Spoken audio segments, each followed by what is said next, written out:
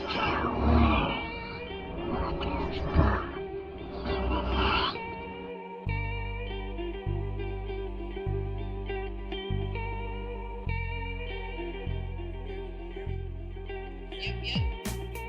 welcome back to the Bump in the Night podcast. I am your host, the Boogeyman, Johnny Zuko, with my co-host.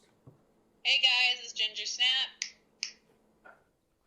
Via Skype today. A lot of things going on, so we're still trying to get our studio situation worked out and our schedules to line up. And so, how was your 4th? My 4th was pretty mellow. I stayed in. I binge watched Stranger Things. And then I went for like a long walk and watched the fireworks. So it was pretty mellow. How was yours? Busy. I ended up working the 4th of July, and I spent 3 hours out in the hot sun directing traffic. So that was fun. I saw that photo you posted, and I'm like, yeah, I can tell. Like he didn't have that great of a 4. And it wasn't so bad because once the game started, everything started being mellow and everything ran smoothly. We didn't have no issues, no problems with any drunks or anything like that. But once we had to get in our positions and start directing traffic out, oh man, that sucked. What game was it? It was the San Jose Giants. It's like It's their minor league team for the San Francisco Giants, and so it was not fun, but whatever.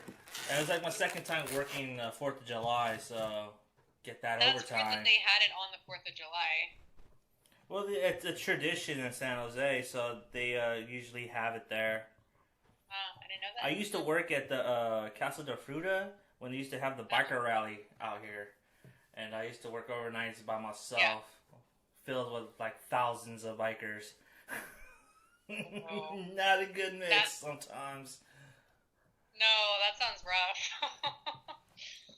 Yeah, but nothing really ever happened. I just stood up in the front, and the good thing is that the sheriffs would always come through and make sure that we're all good. So that's good. But yeah, my 4th of July was good. I worked a 6-game homestand. After our 6th game, we went to a brewery and we just had a couple rounds and went home. And then we do it again in 2 weeks. So yeah.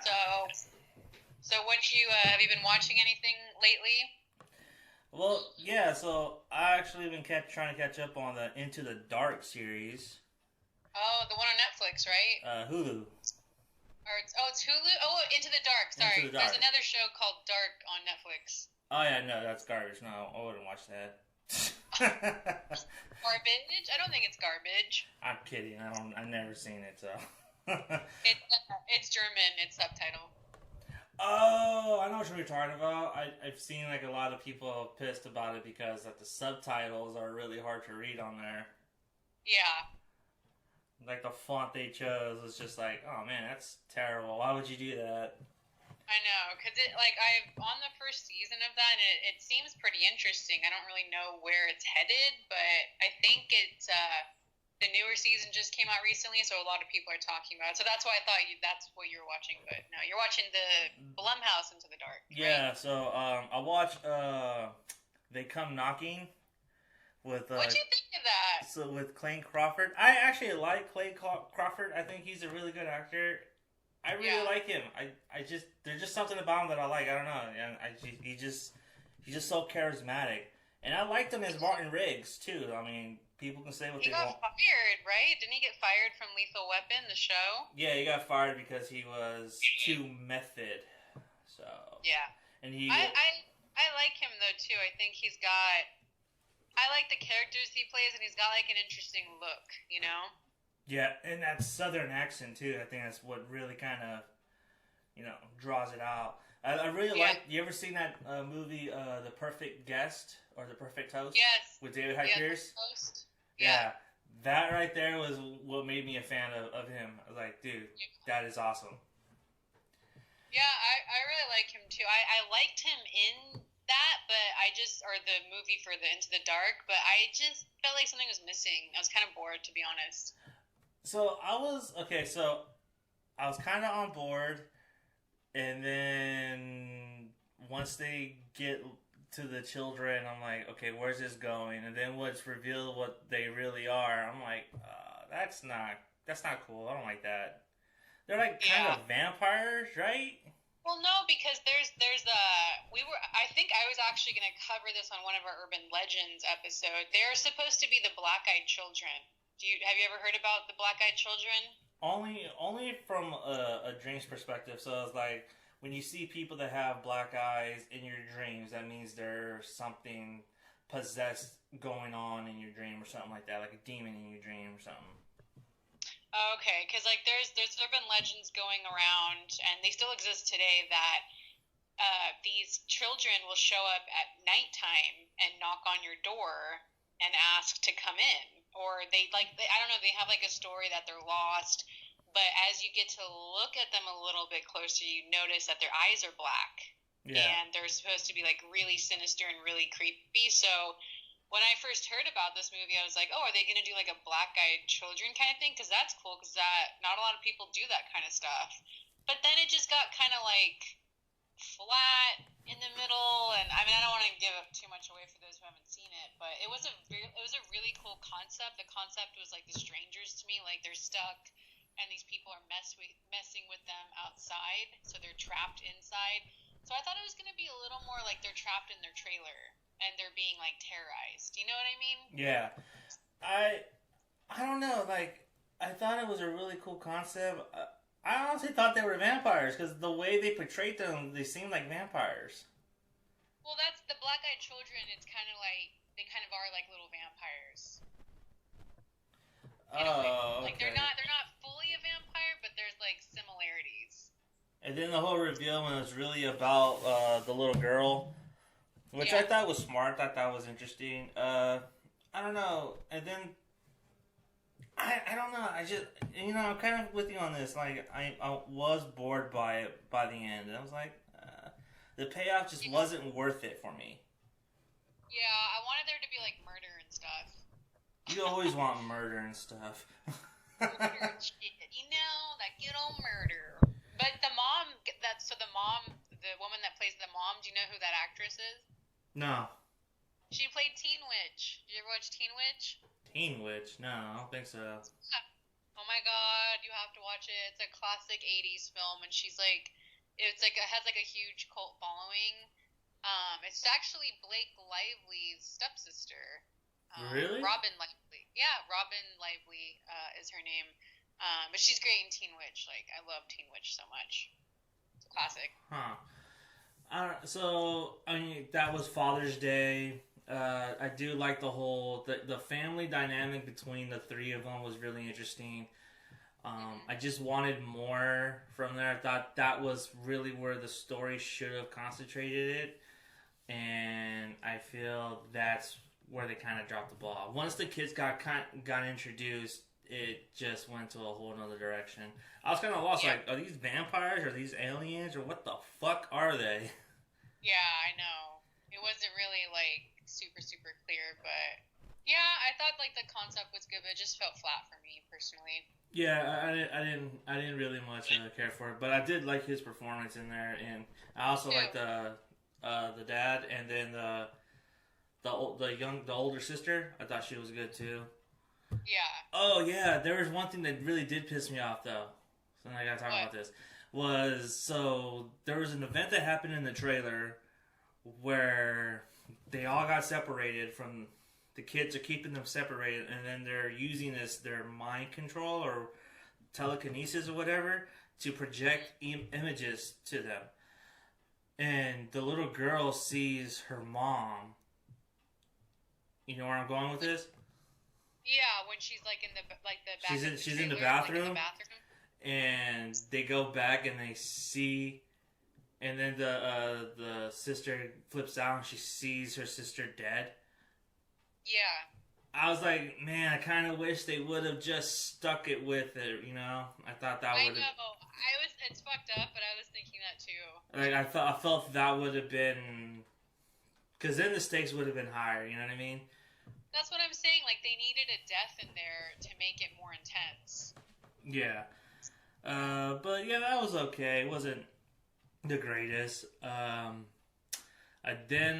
think 4th of July, I got off a little bit early, so I came home and I watched the brand new Into the Dark show, Culture Shock.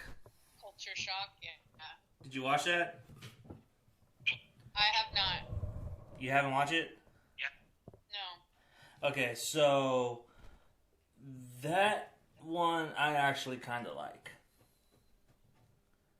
Is it, the reason I'm kind of staying away from it is because of the whole political thing. So that's kind of why I personally am not really watching it. But, I mean, for a movie, like, was it like Get Out? No. This is. I think you would actually like this. Actually, I think you would like it. It's not even a horror movie. It's a sci-fi movie. Oh, really? Yeah, it's a sci-fi movie. I can't really go into it because I thought you've seen it already. Otherwise, I already gave it away. You know, I already gave away like a big plot point by saying it's a sci-fi movie. No, that's not giving anything away. Oh no, it is, because once the reveal happens, it's like, oh shit, this is a different movie now. Like, what am I watching? Are they actually like aliens? No. Okay. Not that quite. Okay, so not that sci-fi. No, not that kind of sci-fi. Think Black Mirror meets Twilight Zone. But I will say that it was one of the better ones that I've seen. And yes, it is political. Yeah. And does focus on immigration and stuff like that, which is like a hot button issue nowadays. Mm-hmm. But I really liked it. I thought the way they handled it was very smart. It wasn't like hammering it home. It was just kind of showing you a picture and just telling you, look, this is what's wrong with us. But I really enjoyed it. That was one of the better ones I've seen. The next one I'm going to see is Mother's Day, because I heard that was really good. I haven't seen that one. We Are What We Destroy? Yeah. I didn't finish it. I got a chance to watch like the first like 5 or 10 minutes, but then I didn't get to finish it. Yeah, I got up to like the 20-minute mark, and then I kind of fell asleep. Not because it was boring, but it was just because it was like 2 in the morning, and I was like, I need to go to bed. But did you see? Did you get to watch I'm Just Fucking With You? No, not yet. Those are on my next list. So far from like the ones I have seen, that's my favorite. That's your favorite?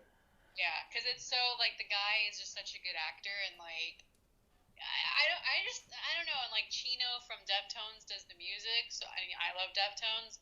So I don't know, I just thought it was like very quirky. The ending I did not love, I will say, but I was like super entertained. I just thought it was like freaking hilarious. So I really recommend that one.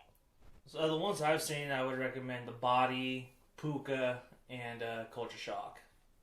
It's weird because Puka gets a lot of hate from people. It's a Wonderful Life with a depressing twist, with a much more depressing twist.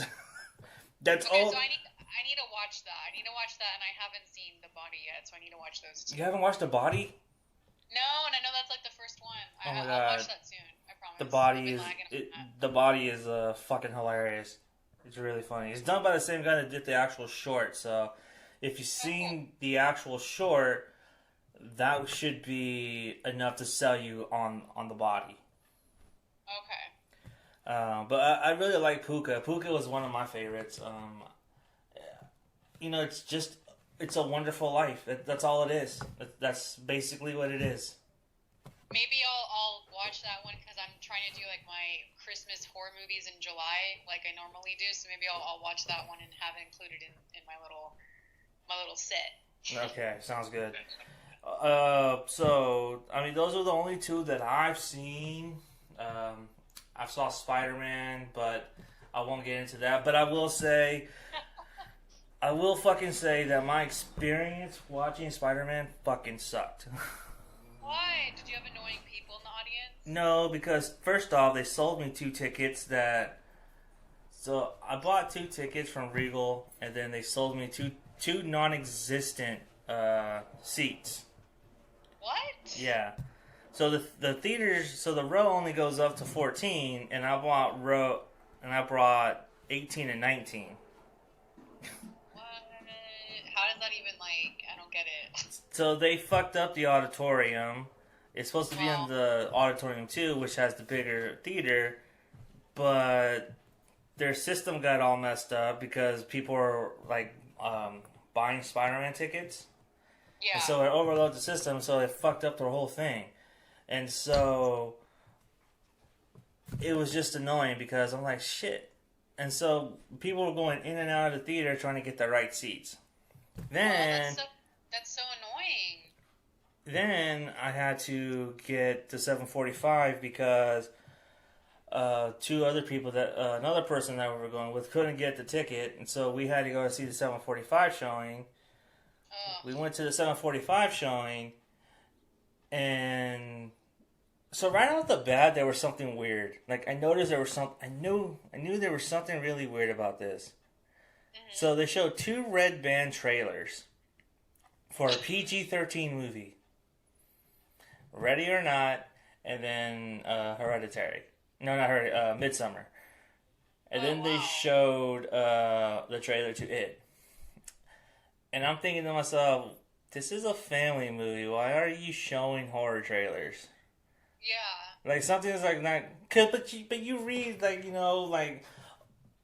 Kids go see this movie, and then they accidentally show the Midsomer trailer in front of, like, Cars 3 or some shit like that. You know what I mean? Yeah. So it does happen. So it's like, okay, whatever. So the Orion logo pops up, and I'm like, this is the wrong fucking movie. I looked at my friend. Chucky? Yeah, and I looked at my friend like, this is the wrong fucking movie. Oh my god, it was Child's Play? It was Child's Play. And it's like, and someone in the past like, wait a minute, what the fuck? I got up right away as soon as I saw it, and I'm like, dude, I went to the manager, and I was pissed. Yeah. And I went up to him, and I said, hey, like, before I did that, I actually went back into the room and yelled out. I was like, is everyone here for Spider-Man? Raise your hand. Everyone raised their hand. So, okay, good. So I went to the manager and said, hey, you're showing Child's Play at the 7:45 instead of Spider-Man. And he's all... Yeah, the 7:45 got canceled. What the hell? I'm like, what the fuck you mean? You have a full theater full of people they're gonna watch Spider-Man. You're gonna make them watch Child's Play just because it didn't do well? They should have, like, did they comp you guys at least or give you, like, yeah, free they gave us they gave us 3 free tickets, but he misheard me. He's like, oh, no, I'm sorry. I meant Child's Play got canceled. We'll go do that. So he went to go... So they take it off, and then the Marvel thing pops up, and Spider-Man starts playing, and everyone's like, yeah! 20 minutes into the movie, the sound goes out, and then the picture goes out, and then the house lights go on. Shut up! You're making this up. No, Are I'm you not. kidding me? Didn't you see that picture I posted? Of the screen? Of the blank screen and the house lights up, and I said, this has been my view for the past few minutes. Oh, I didn't know that's okay. Because I knew you made a post about, it was between seeing Midsomer or Spider-Man, and I commented, like, should have seen Midsomer. And so, I was like, what the fuck? And I got up right away, and I was like, dude, are you kidding me? Like, and so they got it up, like, 5 minutes later, but we missed the whole entire first fight. And then I'm like... you weren't meant to see it. You just were not meant to see it that day. I went back to the concession, because the theater is literally right next to the concession stand. I yelled, I was like, dude, we just missed the first fight. Can you rewind it at least? Like, come on. So they rewinded it, and people were like, boo, boo. I was like, no, chill out. They're rewinding it. We're going to see the whole thing. So everyone relax. Oh my god. And so once... the first set piece happens, then no incidents, so that's good. That's good. But yeah, what annoying! I would have been so annoyed. That was I know, I was fucking livid, and I told my friend, dude, I'm fucking pissed right now. Like seriously, like I was like so annoyed. But by the end of the movie, I was kind of happy. I was like, okay, that was cool because I got my money's worth, and I got a free ticket out of it. So, Was this the Regal in Santa Cruz? yeah. Yeah. And I usually have good luck with Regal too. So, man, that's well. I mean, did you enjoy the movie at least? yeah, I liked the movie. I thought it was a fitting end to the Infinity Saga. So. That's good. But yeah, so let's hear what you think about Stranger Things because I've been seeing you online. Yeah, I got into some arguments. Get into some heated debates over Stranger Things. Like, I never know how that's gonna go when someone makes the comment, like, because you don't know this is on a horror community on Facebook, so like. You never know how it's going to go sometimes, but I made the comment, so let me back up. Let me give my little review first. So everyone that knows me knows, like, I love Stranger Things. I just think it's a really fun show. It's got good character development, good horror and sci-fi blended into one. You know, that nostalgia 80s factor. So I was like super stoked for this new season. You know, they've been marketing the hell out of it, and I was like, yes, I'm so ready. So I binge watched it on July 4th, and I will say I did like it. There was a lot of things I liked. I'm not going to give any spoilers because something major happens at the end, like major, so I don't want to give too much away. But as much as I liked it, it wasn't my favorite season. I'm going to be honest, because to me, the first two seasons were very dark, and what's weird is the second season, a lot of people are like, oh, I just couldn't, get through the second season. I freaking loved the second season. That was my favorite season. This season, it felt really commercial, and there was so much product placement. I'm not even kidding you. There was a scene that was like 5 minutes long saying how Coca-Cola, and he's holding the Coke can, and they're just talking about the new taste of Coca-Cola, and it just felt like really, like, not sellouts, but... I mean, because we all know Pepsi is the better product, as I'm holding the Pepsi can in my hand. Pepsi sucks. No, their whole product placement thing, they had Burger King, 7-Eleven, and Coke. Those were like their three major product placements for this season. And then in the past two seasons, you didn't really get that. So, they did it on purpose. Well, here's the thing. You should have kind of picked that up as soon as, like, Baskin Robbins had, like, Stranger Things ice creams. Which is fun, and I went and I had that, and I think that's totally fun. Target is doing it, too, with the USS Butterscotch flavor, because there's a whole Russian thing in this, by the way. The whole Russian thing to me was kind of cheesy, to be honest. I don't know what they were trying. I mean, maybe because Rocky IV had that at the time. And well, yeah, think about the time, though. It's like Cold War, so that's why. The Cold War, yeah, so. But it was cheesy. But, like, that's the thing. It felt really commercial to me, and everybody was, like, split up. And three of the characters really didn't even have that much of a big, like... I felt like three of the characters were kind of left out this season. Like, Lucas, Jonathan, and Will, like, they kind of just didn't really have a place. And I don't know, like, if it was scheduling conflict issues or what, but it was just they were kind of useless this season, to be honest.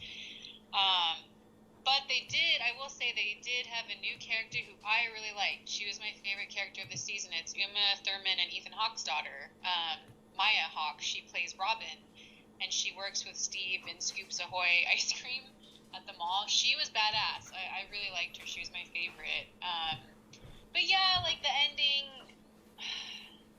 they get rid of a major character. I'm not going to say who, but then people are speculating, like, well, if you watch the post-credit scene, did they though? So there's like a whole debate about that. But my whole argument that I was giving with the guy on the horror community, I was just saying, like, hey, I did enjoy it, but it felt really commercial and kind of cheesy to me. It didn't have that same vibe as the first two seasons. And, like, even the music was, like, not great, to be honest. Like, the first two seasons, their music was badass. They had Joy Division, they had The Clash, like, such good music. But this season, it was just kind of, like, I don't know. not digging the music. And Winona Ryder in the season, and I hate to say this, I hate saying this because I love Winona Ryder. She's like one of my favorite actresses of all time. She just wasn't that good in this season, and I hate saying that because I love her, but her acting this season was not on point. So. And so what? How did this get into like a big debate over over product placement or whatever? Oh, because people are just like, oh, I didn't think it was cheesy. I didn't mind the product placement, and I'm like, really? Like, you didn't find that like kind of off-putting? I get like kind of off-putted when they do that kind of stuff, and I guess these people didn't. So I mean, it all depends on how.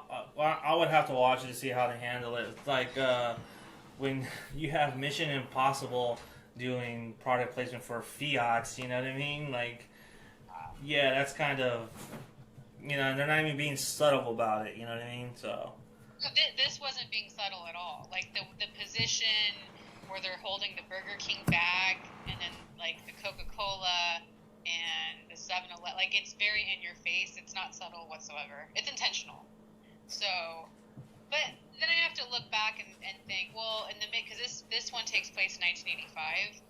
So the music's shitty. I mean, that year was like bigger, better, more, like name brands, like, so I have to think maybe they did that on purpose because 1985 did have that. And, I don't know, but there was some cool stuff underlying it. I hate what they did with one of my favorite characters, but I don't want to give any spoilers. But yeah, it just felt very different. It didn't have that like humble kind of vibe as the first two seasons, or I guess it wasn't as authentic as the first two seasons. It definitely felt very MTV. I can see that, but that would make sense too because MTV started in 1985. So right.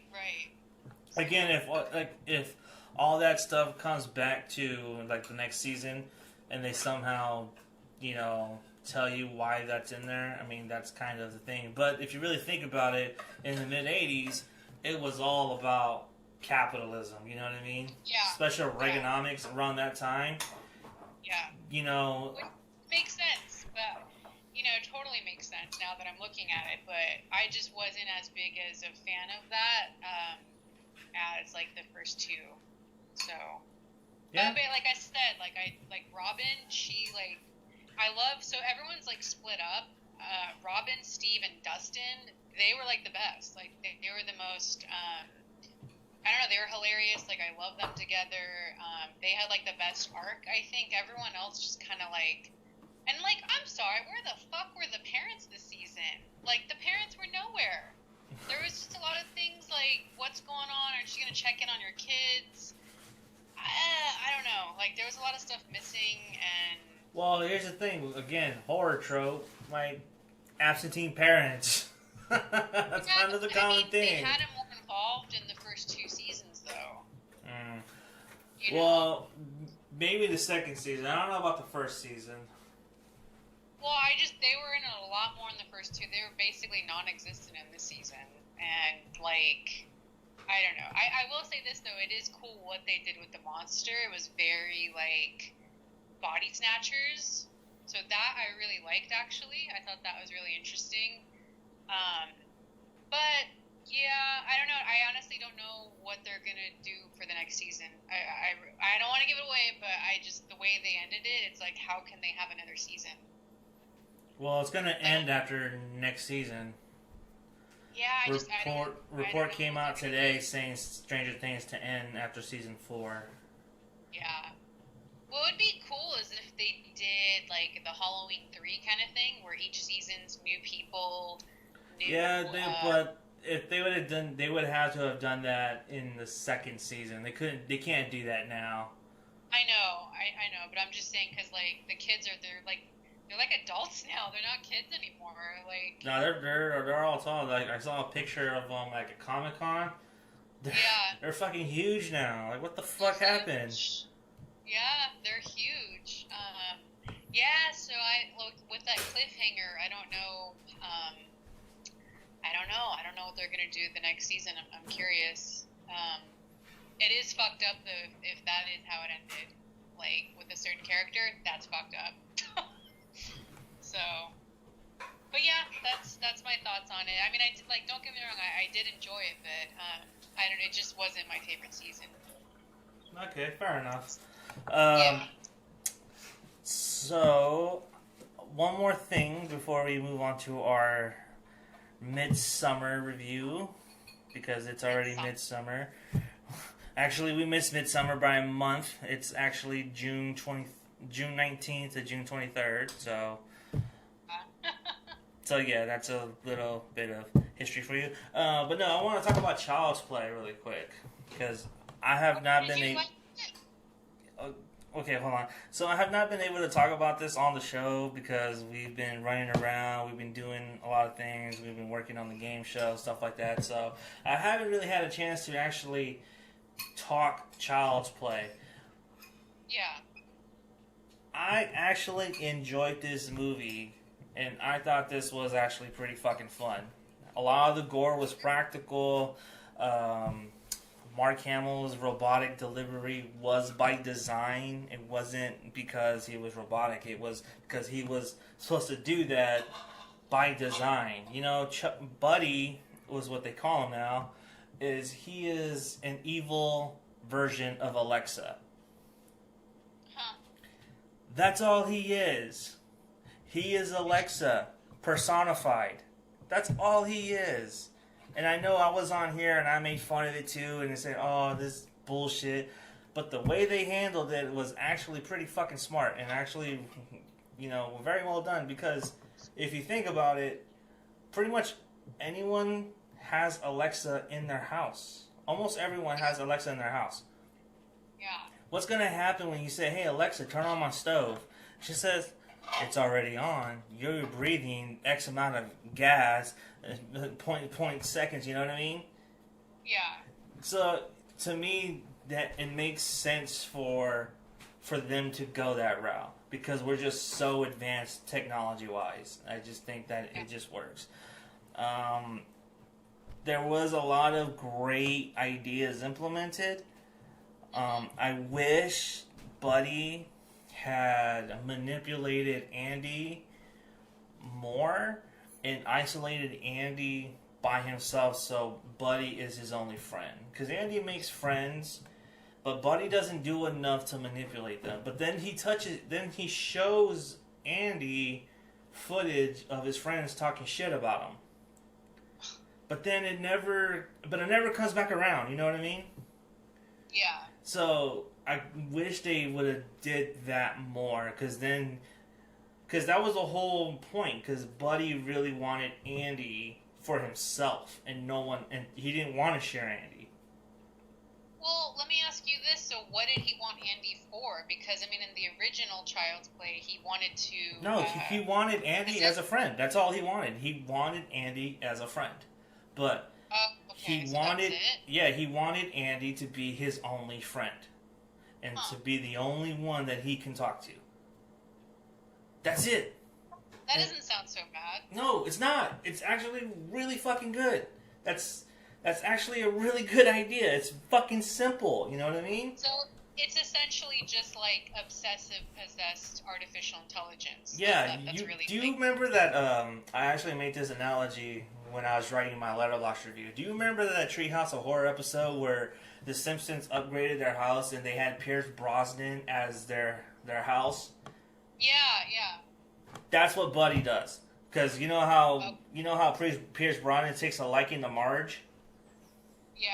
And he wants Marge for himself by any means, and so he tries to get rid of Homer. Mm-hmm. Same thing, same exact thing. So that kind of reminds me of did you ever watch like Disney Channel movies? They had one called Smart House. No. So that's basically like the same thing. It was the mom from Married with Children.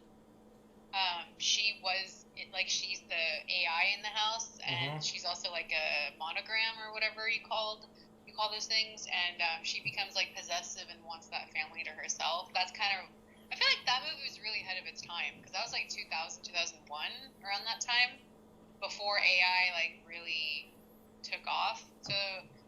So then why is Chucky, or Buddy, I guess, why is he trying to kill everyone around Andy just because they don't want him to be around him? Well, no, because, so another thing is that they did really smart was that Chucky, and I think this is pretty fucking funny.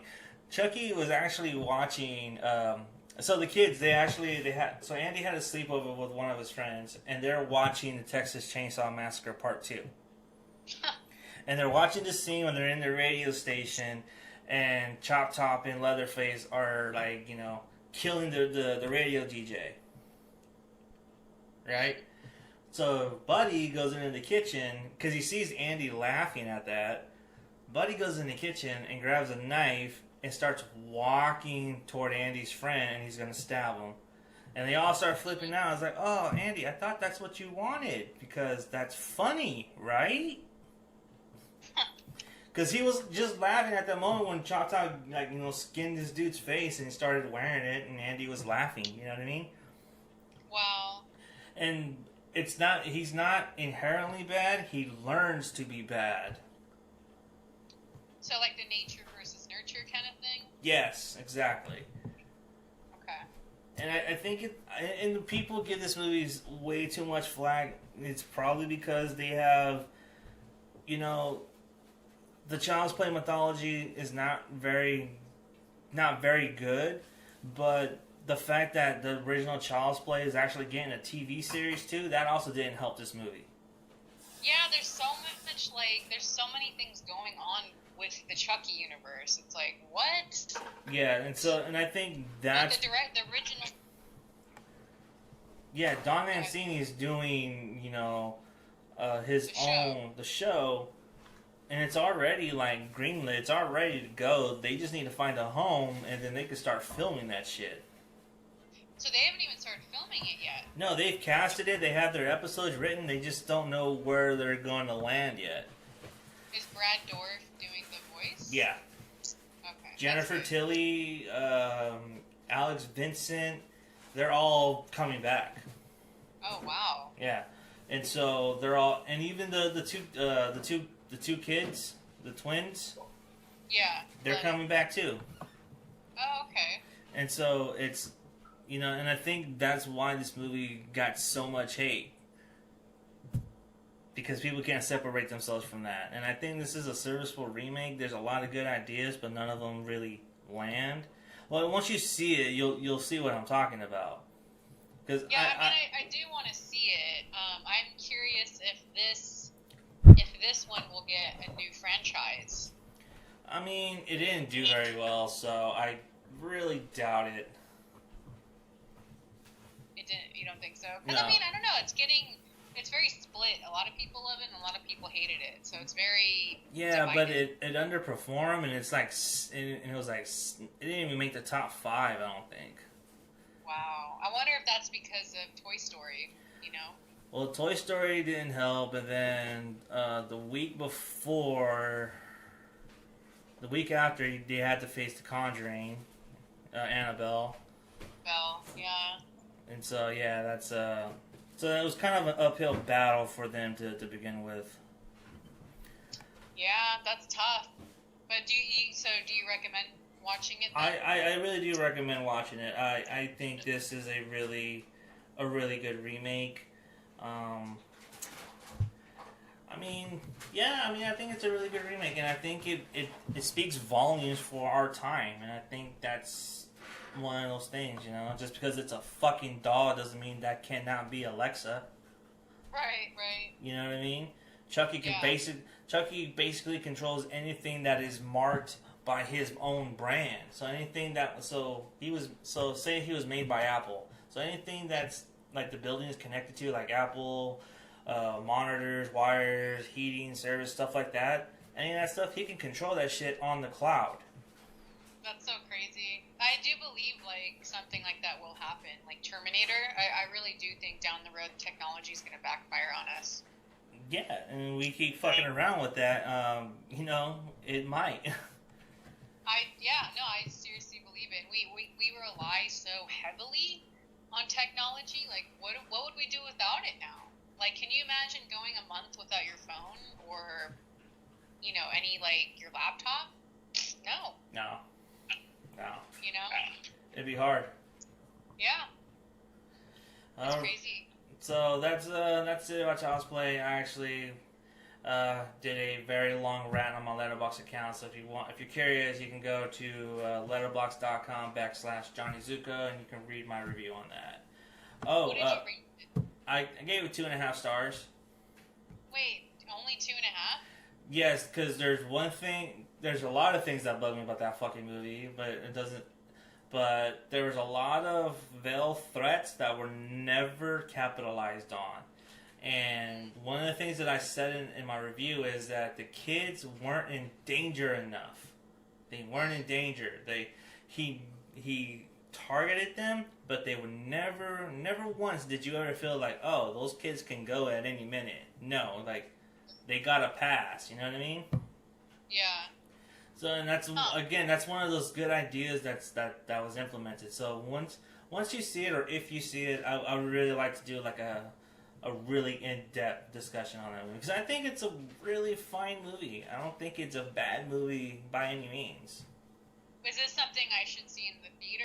Or Nah, you can wait to Prime or Netflix or whatever. Yeah. Yeah, I mean, down the road, I think we should definitely cover it and then compare and contrast. Yeah, which I still want to do, by the way. Oh, and one more big one. The Dead Don't Die. I really want to see that. Damn it, I thought you saw it. I'll just say the Dead Don't Die. Great comedy. Go watch it. All right, so let's move on to Midsomer. Let the festivities begin.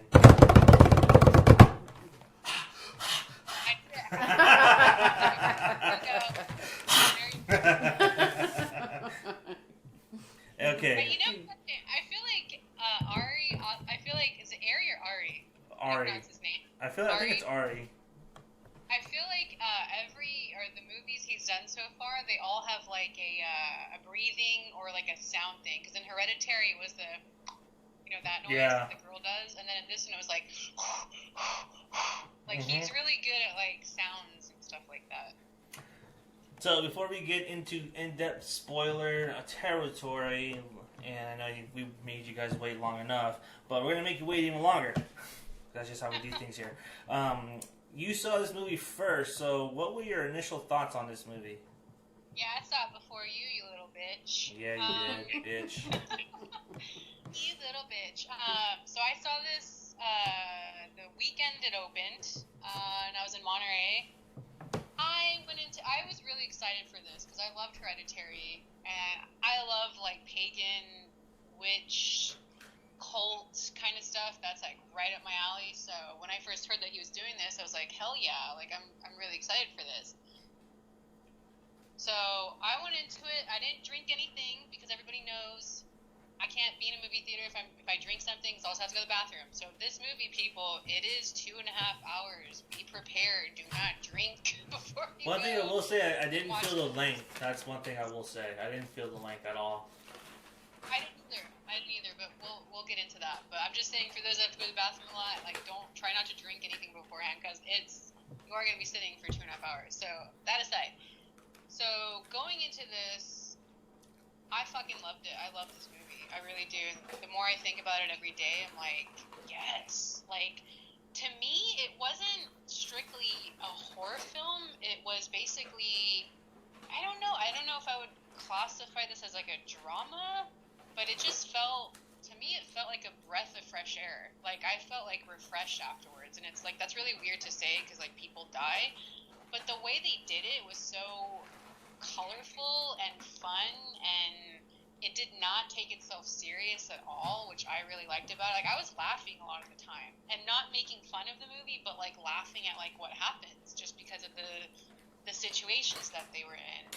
I don't know, it felt very dreamlike to me, and I really related to the girl in this because I was in a relationship like that in college. So, I kind of identified with her. So, I don't know, I really liked the acting. the violence was like good enough. Like so going into it, I was expecting more deaths and to be more violent, but I mean, I'm satisfied with like how he did things, and I don't know. I really enjoyed this movie. I thought it was like really refreshing. You could definitely see his influences, like The Wicker Man, Texas Chainsaw. You know, there's a lot of cult films that like inspired this. So, but I also felt like his take on it was very fresh and different. So I don't know. Like I would say, like all the films I've seen this year, this and like Lords of Chaos are probably my favorite by far of this year. So, yeah, I mean, I really enjoyed this movie. What did you think? Because you just saw it yesterday? Yeah, we saw it last night, and I really liked the movie. I thought it was really fun. I laughed too, like a lot as well, because I thought, because you know, it's funny because to me it's funny because you have outsiders integrating into a culture that they don't know nothing about, and so Right. everything that their culture teaches them, they find either weird or off-putting or funny or whatever. You know what I mean? Yeah. And so they don't know their customs and stuff like that. I like the isolation of each of the outsiders and how they did it. Mm-hmm. And one thing I will say that Aster does, and that I've noticed, even from watching his short, there's something strange about the Johnsons, that a lot of his movies deal with family. There are a lot. Yeah. There's a lot of family themes in a lot of his movies. There's either some kind of trauma, or there's some kind of horrible experience, or there's a death, or something like that. You know, a lot of his movies, touch on family and togetherness and acceptance, and I feel even with Hereditary, they touch on that as well toward the end. Oh yeah. I like this movie too. The ending, I try to stay away from people posting about this movie because they just love to talk and give stuff away. So I went into this movie kind of blind. I will say I was not expecting that route, actually, where they went. Really? Yeah, I was actually expecting something more like Society. See, I went into this blind as well. I didn't want to read anybody's like comments or reviews, so I tried to stay away from that as much as I could. But the way he did things, there's so much symbolism, and he kind of leads you. It's like he leads you on this path to take, and I totally saw that coming. Like, because they're all except the main girl, they're all kind of naive. Everyone's kind of selfish. Everyone's trying to like, oh, I'm going to do this for my thesis. No, I'm doing it. So everyone, and the boyfriend, like, douche central, like, worst boyfriend ever. You all kind of, like, they're all kind of selfish in their own weird way. So, and that's, like, the formula for horror movies, right? Like, one by one, like, these people are going to die. So I was totally expecting that, actually. Well, it wasn't like that. I don't know, because I heard this was, like, so different from Hereditary, so I was actually expecting something more like body horror, because there's a moment at the end of the trailer where she looks through the peephole, and then you hear like moaning and gasping, and you think, oh shit, are they like transforming, or are they like, what are they doing behind that door that makes her feel? But then you find out later, it's like something even far more sinister. It's like, oh shit, that's crazy. Yeah. I made a couple of jokes during that scene, and they all fucking landed, so yay for me. Wait, during the sex scene? Yeah. I was dying. I was cracking up so much, especially when, like,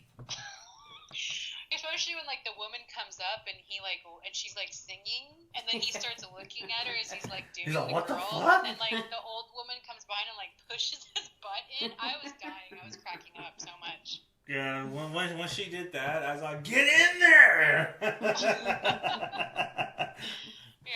that was so freaking funny. And hello, oh my god, male nudity. Check. For how many minutes? Check. You know what? A while, actually. Yeah, right? Yeah. That guy was really proud of his junk. He's all, let's just do this. Keep the camera on me for a good 15 minutes. Yeah, that was pretty brave. Like, I was satisfied with that, actually. Yeah, of course you were. He wasn't any greasy strangler, but still. Right. That's true. Oh my god. That's still impressive. But you know, one thing I will say, so the trailer also, back to the whole body horror kind of thing, Ruben, the one who is deformed, he didn't really use him that much. I do wish they used him a little more, because he was interesting, especially when he's like in the skin suit, that like very Texas Chainsaw Massacre scene. Like, why was he doing that? Like, was he a genius because he's like the composer of their music, and he's got this deformity. So I don't know. I do wish they kind of used that a little bit more. I think to me is that they put him in that position was because he looked different, and because of his deformity, they felt like he had a higher purpose. I think that's. But it was from inbreeding, right? It was from inbreeding. But what I'm saying is that I think the reason they held him in such a high regard was because of his deformities. It was because you have there's a higher power for you that you know. Well, they said they purposely inbred. Well, yeah, right. but a lot of them still had normal features. That's what I'm saying. He was a byproduct of like heavily ancestral. There was other ones that were from inbreeding? Yeah, majority of them were. I don't remember them saying that in the movie. I just remember them commenting about him. But what I'm saying is that because he was so deformed, that's why they put him up there. Like as a holier, composer, yeah. just the one in charge kind of thing. Yeah, like in Sparta when they had like deformed babies, they would toss them off a cliff because they weren't, like pure Spartans. And I feel like this is kind of the opposite, where they just kind of raise them up on that cliff and say, "Hey, we give you the power." Put them on the pedestal. Yeah. Or not even give him the power. They think that he had special. Yeah. Like that he was a seer, like he could see more clearly than the rest of them. Because he's untouched. Or unclouded, as they said. I do, but I thought his character was cool, and I do wish they kind of used him a little bit more. Maybe they did, and the scenes got cut, because I know a lot got cut out from the film. Okay, so, which leads me to my next one. So, earlier today, it was posted and confirmed that Ari Aster is going to have a 3-hour cut of this movie being released on DVD when it comes out in the fall. Holy shit, 3 hours? 3 hours. And he went back. The MPAA cut his film 17 different times. Wow. I believe it, though. I believe it. I thought I remembered reading that his movies were based on personal experiences. Yeah, and that's why they dealt with things. He doesn't say what, like, he didn't give specific details, but that it's based on his. He's inspired by his own personal experiences with family and relationships. Yeah, so I'm curious because I remembered reading that he was inspired to do this because of a breakup he went through. So I'm curious, like, what happened there? Like, he fucking set that bitch on fire. That's what he did. Who was he in the relationship though? He was the bear. He's really secretive. You can't even find his birthday online. I know, and I was looking for that. I was like, what sign is he? He has to be a Scorpio. No. I don't know. It's so mysterious. The mystery. But... So private. Insanely private. I mean, he's got a great sense of humor, so maybe. So, is that a compliment? Thanks. It is. But I really enjoyed this movie. Like you said, this movie did feel very dreamlike.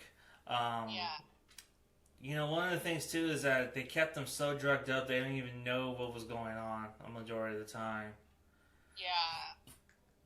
That's the thing. It felt like kind of like an Alice in Wonderland thing, and I thought like this was a good point too. It's because she went through. I read an article that she had a different. The actress Florence, who plays the girl in the movie, she had a different opinion on the ending with Ari. She was saying, no, I think this girl went through so much trauma that it was kind of relief that she literally lost her family, and she becomes accepted into this other family. She gains another family. Yeah, she gains another family. It's just kind of like that Alice in Wonderland thing. Okay, so that's where I'm... So Miss Moyes actually absolutely hated the ending. And... Well, I didn't hate it. I just didn't... I would have preferred... I found it more disturbing, the thought of her being trapped there than being happy that she ended up there. I didn't find, like, the smile at the... Oh, is that a spoiler? No, we're spoiling. No. Spoilers. I already said spoilers before we went into there, so... I would have found it more disturbing if she remained disturbed in the end with everything that was happening. And the idea of being trapped there for probably the rest of her life because it's so isolated.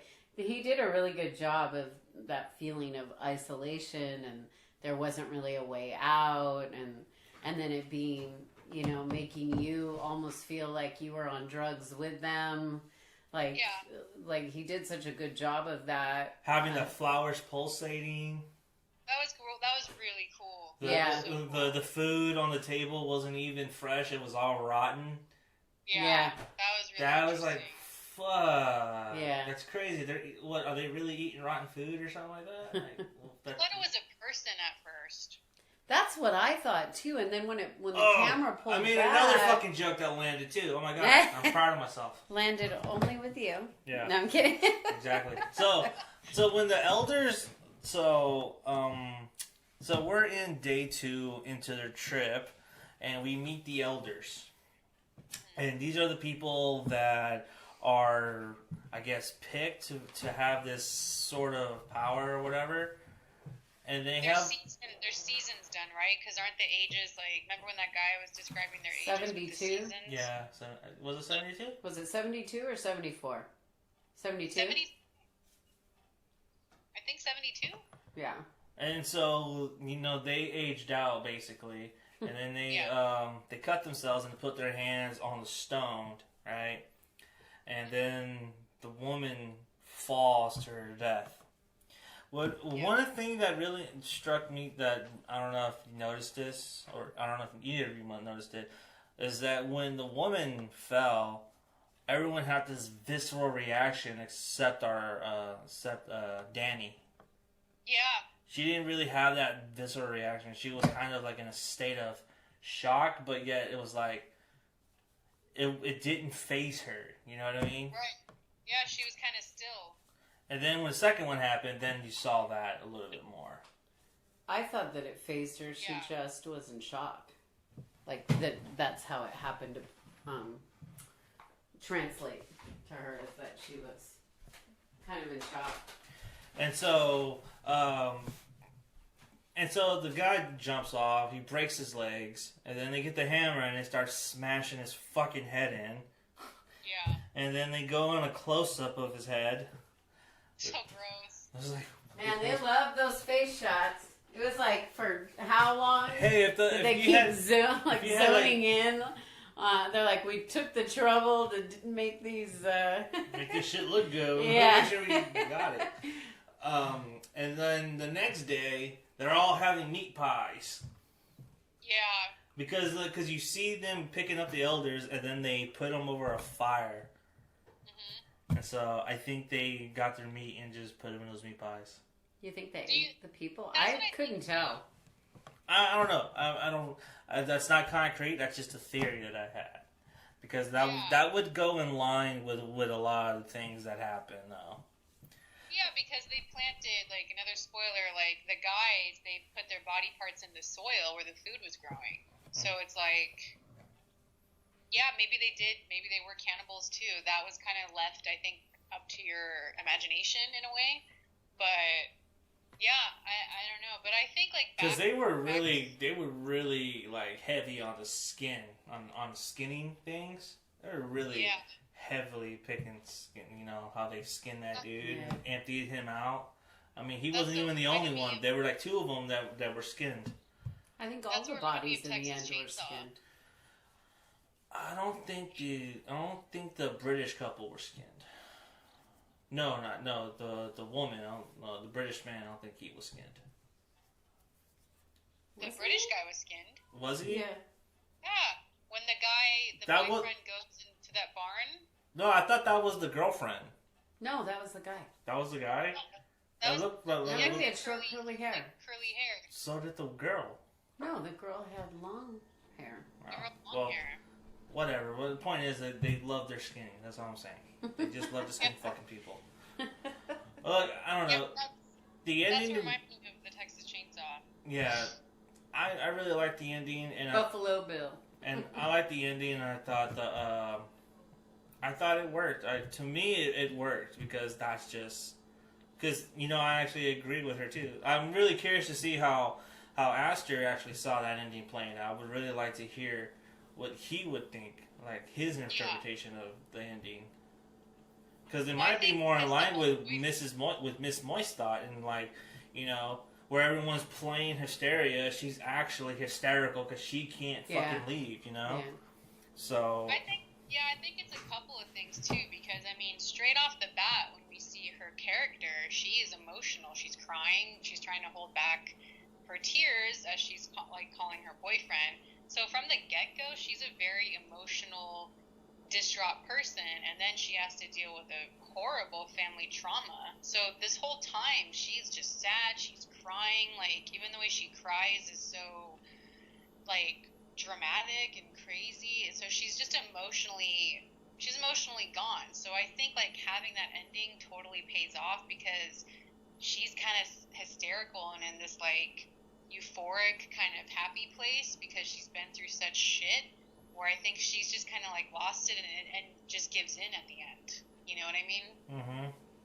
So I liked that ending, and I thought it worked. And I don't think it was out of spite that she chose her boyfriend to die.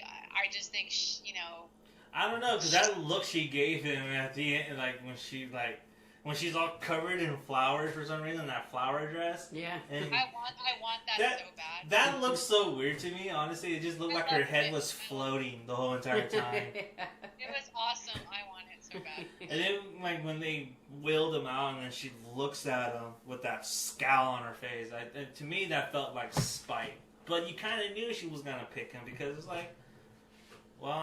she knows, what he did. So, why wouldn't she? But, yeah, I don't know, it just... Well, I wonder what would happen if you took shrooms and watched this movie. Oh, God. I don't know. Take shrooms and let me know. I don't do shrooms. No way. Okay, we're not telling our audience to do shrooms. I'm just telling Ginger Snap to do shrooms. Man, you're trying to push drugs to people? No, I'm only pushing them to you. Just say no. But no, I feel watching this, it made you kind of on drugs. You don't even need drugs to watch this, but yeah, see, I don't know, that's what I was saying. He did a good job of the feeling isolated, feeling like there's no way out. It was kind of, even though you could follow the story, you still felt kind of disoriented along with them. Yeah. I did find. Go ahead. Sorry. Is it wrong that I would totally want to live in that community? Yes. Yes. Very wrong. Very wrong. It was beautiful. Everybody had flower crowns. It was clean. It was in nature. It was they beautiful. just killed everything people. Organization. They ate rotten food. They drank. They drank period blood. And ate pubic hair. I would totally be in that cult, hands down. I'd be the May Queen.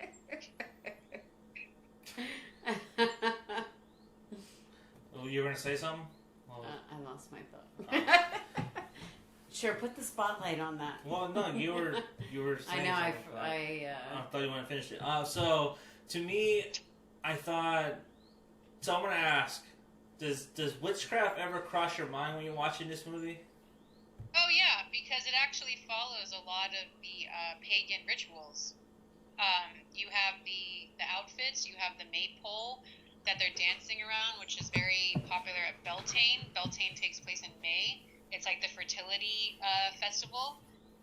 So a lot of the stuff that they did is actually back then our ancestors that were into paganism, they did that.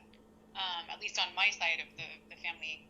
But so it was very, I mean, the whole, like, them falling off the cliffs and bashing heads in, like, that didn't happen. But, you know, I'm sure if you even date this back to way, way ancient times, they did sacrifice people.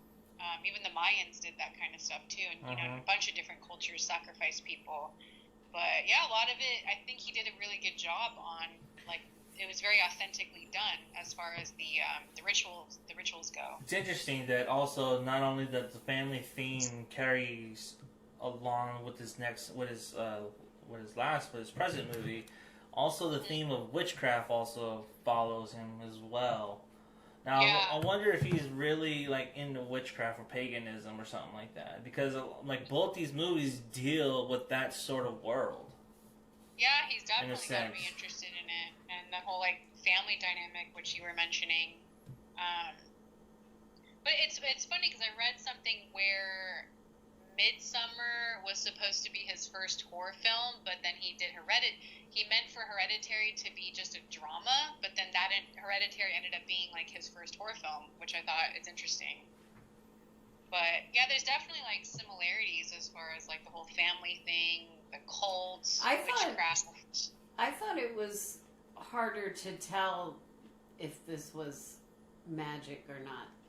To me, it just seemed like there wasn't, like maybe the intention was witchcraft, but that there actually wasn't. You know, in Hereditary, the ending was definitely, or there was a lot of elements of where you saw, like, the, you know, outcome of something having to do with magic or, you know, a ritual. This to me seemed more like this is what the people they believed as opposed to the outcome of magic. Like so they were. It's just belief, what they right? how they. Yeah, like I didn't think they actually like cast a spell. Yes, yeah. To me, I didn't see evidence of them, and not to say that it wasn't, but I didn't see that. Oh, we're going to do this spell right now, and this is the outcome. That to me, it felt very like up in the air. If you know. There's still though, like there's still like hints of it though. Well, no, I'm saying that there was a lot of it, but to me, the evidence of magic wasn't there like it was in Hereditary. Yeah. I mean, like a headless body climbing up the, you know. Well, I don't know because you know, or the person floating in the corner over her son, like in Hereditary, like that's, you know. Sawing her own fucking head off. Yeah. Like that kind of stuff didn't happen in this movie. It was very straightforward. It's interesting though because also the boyfriend was also he felt like he was under a spell a lot of the times too. The boyfriend? Yeah. The boyfriend. He was just a dude. He was looking to get laid. I don't think it. Okay, I don't think it was like eating the pubic hair and drinking the period blood. I mean, that's a fair point. That's a fair point. That it, you know, I don't think that necessarily had. There was a lot of drugs involved. But there's a sequence though when he's walking toward her, like in the room, and there's just like this blank expression on his face, like he's in a trance. He was on drugs. Yeah, a lot of religions too, they do say that if you use your period blood in a guy that you like, if you cook a meal with your own period blood and you give it to the guy that you desire, that he'll magically fall in love with you. Right, and that's what I mean is I felt like it was very unclear through the film. Like, it wasn't cut and dry, like, this is the outcome because they performed the ritual. To me, the focus was more on how invested they were in these rituals, no matter the outcome. Yeah, I saw it more as like a service and a duty, because they never mentioned the gods, like in Norse mythology. They didn't mention, any of their gods, which I think Sweden, they do around the festivities. They do mention like Odin and stuff like that, and like, stuff that they want to serve for the gods. Right. But it did seem more practical and more ritualistic, more real. Like, that's like a lot. I've been to these events actually, and that is how it goes. And like, you don't see people floating or anything like that. Right. I just thought this was more of a realistic interpretation of witchcraft. Although it felt so surreal, the movie felt so surreal, it was also grounded at the same time. You know what I mean? Yeah. It felt very grounded, but it felt so surreal. Yeah, exactly. Which is a really hard feat to do, because you really can't do both without sacrificing one or the other. This one kind of walked that line. Yeah. This one kind of walked that line, where it was just so surreal, but yet everything around it, or all the rituals, were just so grounded in reality. Yeah, for sure. I don't know if you got a chance to read any articles, but man, there was one that really pissed me off from Bustle. This person totally bashed it, saying, "Oh, it's not scary at all. How can it be horror? It takes place during the daytime. You can't have things scary in the daytime." And I was like, "What the fuck?" Like, to me, like, having this have daylight, that's way more scary, and not enough horror films do that. It's always at nighttime, so that's was not even a good argument. Like, that's just a weird argument, like, that horror can't take place in the daytime. That's just... Yeah. Wicker Man, Texas Chainsaw Massacre. Yeah, exactly. Some of the best scary stuff is in the daytime. Well, scary stuff does happen in the daytime. Let's Scare Jessica to That's Death. That's just weird. I mean, those, to make that argument. To me, those are... So, Texas Chainsaw Massacre, Let's Scare Jessica to Death, The Wicker Man, those three movies to me, like, they take place during the daytime. And what makes those movies work so well is that a lot of the eeriness happens during the daytime. You know what I mean? Right. And reveals the shadows. And to me, it's like, that's a lot more scary. Especially with Texas Chainsaw Massacre, the first dude gets knocked off in broad daylight. Yeah. So I don't understand how people get like a website and think they're journalists now. So I know. But it pissed me off. Like, reading that, I'm like, what but an that's idiot. That's like two horror fans talking over the phone, claiming that they're a podcast. Very meta, by the way. Come on, that was fucking funny. I don't care what anyone says. I thought that was funny. Whatever. I don't know, your jokes lately, I don't know. You need to work it up a little. Well, Leno's been writing for me, so... Keep your day job. But no, like, I don't know, like, just reading that article really pissed me off, because, like, what the fuck? Like, there's been it's scarier that it is during daylight hours, and anything can happen. Well, the thing about making a horror movie that takes place in the daytime, that, if done right, is even more creepy, is because there's the element of the unexpected, because people think they're safer during the day. And you see it coming. That's another thing, too. What? You see it coming. Yeah, and you're not, you're not safe. It can happen any time, not when you're, like, at night when you can't see in the middle of the night or 3 a.m. That's the only time that you're ever, in danger of something creepy or scary. Exactly. So it's that element of even more surprised because you have your guard down because you think you're safer while everything is well lit. Yeah, so that, like, I'm really mad at that Bustle article because, like, that really pissed me off. But yeah, that's just not a logical argument. That's just silly. It's very silly, and it's just, I don't know. I mean, I can accept that maybe he did find it that scary. Like, I can accept that, but saying because it took place in the daylight. Yeah. I don't know if that's be scared for the day. Well, I mean, scared is also just like, you know, like dread, because there's a lot of dread in that movie, and you felt so, you know, there's just like a heaviness while watching that movie. You know what I mean? And it's just like everything is just feeling unsettled. I mean, even being unsettled or feeling dread is a form of being scared. You don't have to be quivering in your fucking boots in order to be scared. You can be unsettled by something or feel dread or something heavy. That right there is scary too. That can scare the shit out of you. And that's what this movie did very well. Just like Hereditary. That whole movie was just filled with dread. And this movie... That's the thing. Like, those I feel are more... Just, I don't know if it's the age I'm at right now, but, like, at this stage of my life, I feel like those kind of themes, they affect me more. Like, I will think about the film more, and it leaves me with a feeling afterwards, rather than, like, the mindless, like... Well, that's just a testament to the staying power of that kind of movie, you know? Because it's not a movie that's trying to jump scare you. It's a movie that's trying to scare you psychologically. That's what it's trying to do. And the fact that it does that... It's so effective. And it shows the staying power of that kind of movie. You know, also, it's an adult movie. It's not a teenage movie, you know what I mean? Had that movie be taking place with a bunch of teens, we would think it's stupid. Why? Because it just be stupid. But that's the thing too, though. There's so many horror movies where they're in college. Like, what was that last one we saw? Hellfest. They're in college, but these people felt more mature. Mm-hmm.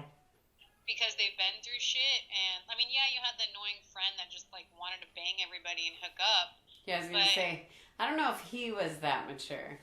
In fact, I would say his character at times did not ring true to me. Like, sort of took me out of the movie a little bit sometimes. Yeah, but like for the most part, they were all pretty like mature.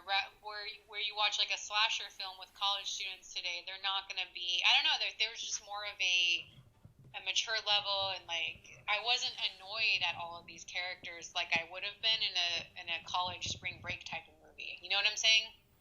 Under his direction, it seems he's very good at really laying bare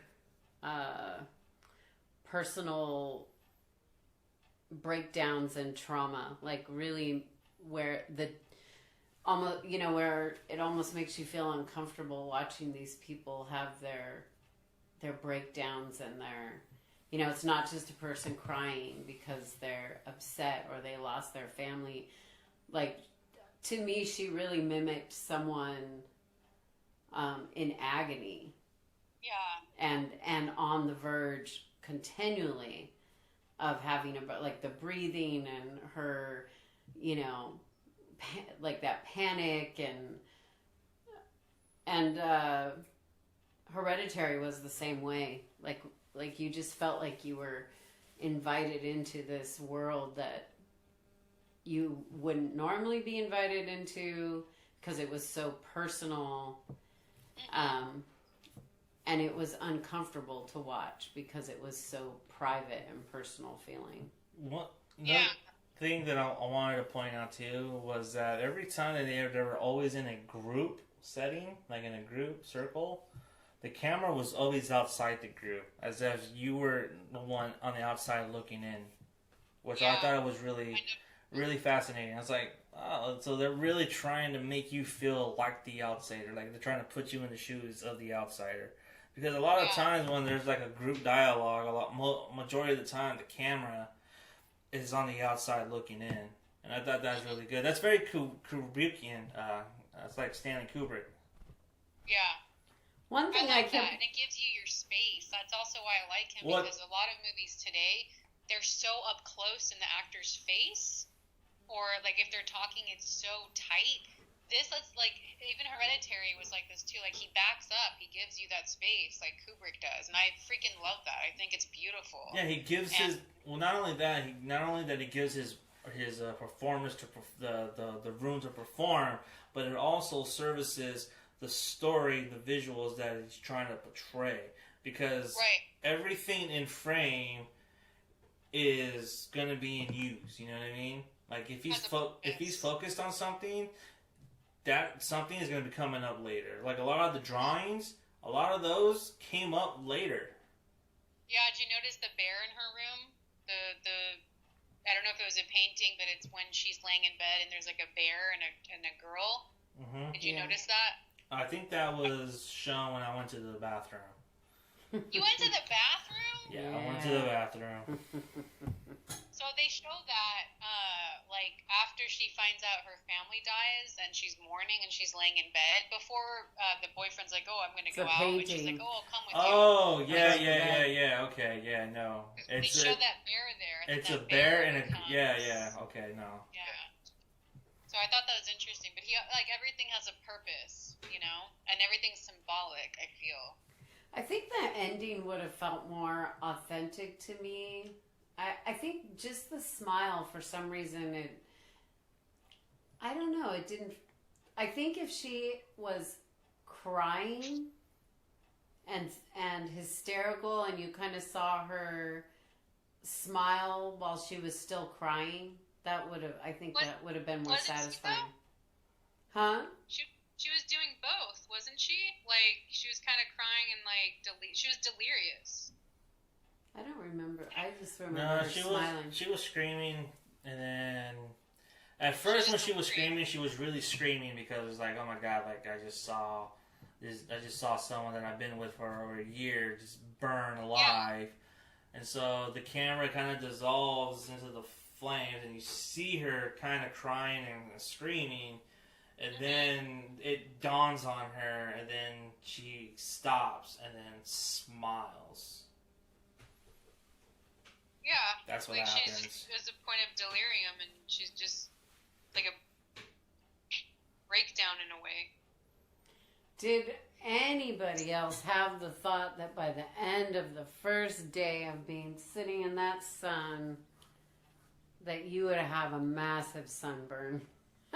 I kept wondering how come none of these people have sunburns? They're like all super pale, really light skin, light hair, and no one had a sunburn after being in the sun for that long. Yeah. So weird. Yeah. I get a fucking sunburn just for 2 hours being on the Giants game, so yeah. For real. They did make a comment, though, when they first came in and they met, like, the old guy. He's like, oh, that guy is so red. Do you remember, like, he did comment that? He got a sunburn. With the hat. Mm-hmm. Yeah. But is Ari Aster the new... Like, what do you think he is someone that's going to be a major player in the horror genre? I do. I don't think it's going to be, like, straight-up horror, but I think it's going to be that horror drama type, which he's been doing. Like, I can't really see him doing a slasher, you know what I mean? Oh, yeah. I can't see that either. I could see him continuing. I mean, it'd be cool if he did a slasher, but I think it's not going to be just a mindless horror film. It's definitely, like, there's a purpose, and it's very artistic. So I think he's kind of like the new Kubrick. Like, I think everything is going to be Imagine that an art house slasher. Yeah, I know. But I'm definitely excited for him and his next films. Like, he's been killing it so far. So. Yeah, me too. I'm actually a fan of the girl Florence, and now I'm actually want to see Finding with My Family now. I do too. So I actually want to see if that performance carries over. So I'm very curious to see if it does. I really liked her. I thought she was really good in this movie. I thought she carried this movie very well. Yeah, I agree. And that's pretty much it, man. How many snaps you give this? I'm gonna give this 4 snaps. Really? No, not a 5, huh? 4 out of 5. I mean, I really, really enjoyed it. Like I said, as far as what I've seen this year, this and like Lords of Chaos have been my favorite that I've watched. Me, it would have to be, it would have to be 4 Z's for me as well. I think we're in agreement. I think this is Bump in the Night approved. Wait, so why 4 and not 5? So for me, I don't know. There were some things that I missed when I went to the bathroom, but I'm just gonna give it a 4, just because I think I really did enjoy this movie. I really loved that ending. I thought that ending holds a lot of weight. My rating might change if it's true and that 3-hour cut is released. I am gonna watch it and see if that changes anything. Changes any context to certain murders that happened off screen, certain events that happened. See if Ruben, the deformed kid, is actually more prevalent. I am very curious to see what they cut out, because I honestly think there is a whole nother movie there. This is another reason why I deducted, and this is kind of a stupid reason why I deducted a Z. It's because I was expecting like some really crazy shunting going on, but I didn't get that. So, all right. That was one thing too. I was expecting a little bit more crazy deaths, but maybe we'll see that if in the 3-hour footage. Yeah, I mean, it's been going around. It's already made the news. I don't know if it's been confirmed, but I know that that Ari Aster does have that right to do that for A24 if he chooses to. So, if he goes back in the editing room, I am very, very curious to see what he puts together. Aster or Aster? Yeah. That was Aster. I'm teasing. You said Aster. Right?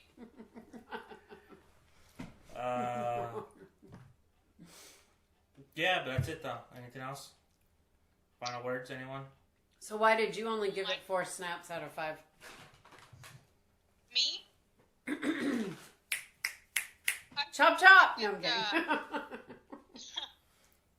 I mean, I think just the deduction, because I was expecting a little, like, kind of what Johnny was saying, like, I was expecting a little bit more crazy deaths. And I think if they did show a little bit more of that, like, it would have amped it up a little bit more. So that's really, like, my only complaint. And more of the inbred kid. Yeah. I feel like the trailer really showcased him, but then we didn't really get. But see, the thing is that they did the same thing with Hereditary, where they showcased the little girl, and then she got killed in the first half hour. Yeah, but she still was.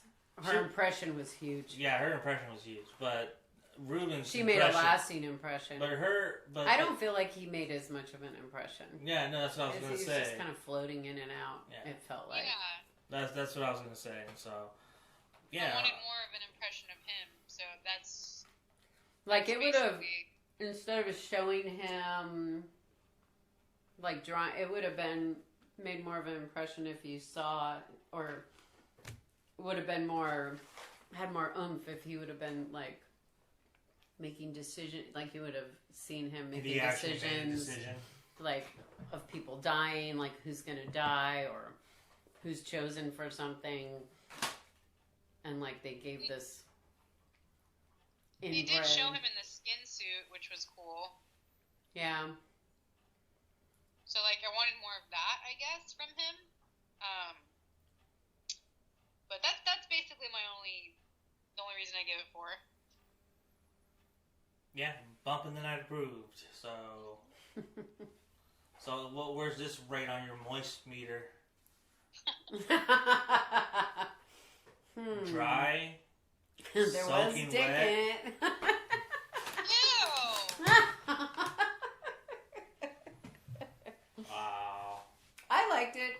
just for some reason the ending didn't exactly sit right with me. Or I was kind of how wet would you... It left me fairly moist at the end of the movie. And then I went a little dry when she smiled. That whole sentence right there. Yeah. This is what this is what you can expect from our podcast, people. If I serve you a pink drink, be worried. Oh my god. I am not drinking around you anymore. I'm good. Oh my gosh, they should have a Midsomer excuse me, like summer party and the punch.